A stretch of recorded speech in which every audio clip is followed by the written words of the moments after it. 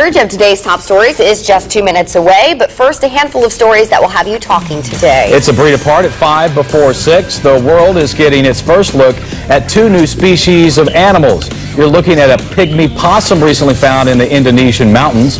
The group Conservation International discovered the critter and brought back the video evidence. The possum is believed to be one of the world's smallest marsupials.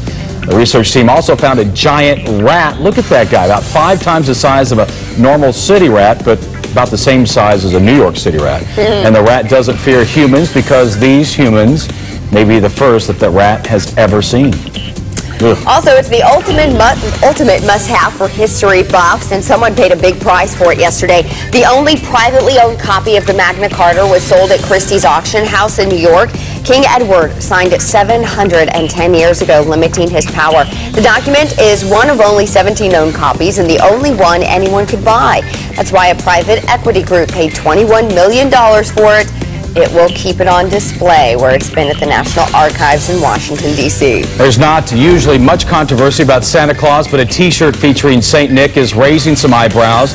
The retail chain Urban Outfitters is under fire for selling a T-shirt with the phrase "Santa hates you." It also shows Santa flipping the bird on other shirts, and some people are demanding the store pull the items from the shelves, saying it violates the spirit of the holiday. The store has no plans to drop the hot-selling item, but our floor member here, John Anthony, has the right idea. His Santa Claus shirt says, what is that?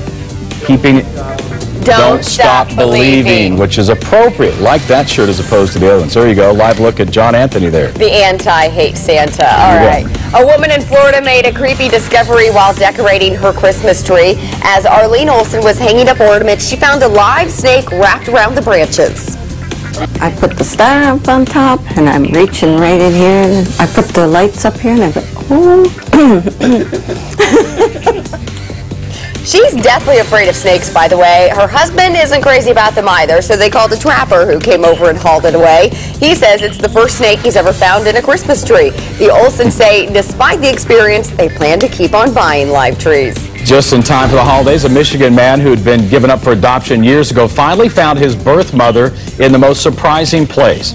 Steve Flagg works at a Lowe's store in Grand Rapids and found papers saying his birth mother's address was close to the store, so he started asking co-workers if they knew the woman, Chris Talladay, and if she might have shopped there. Here's what they said. Do you mean like the Chris Talladay that works here, the one head cashier up front?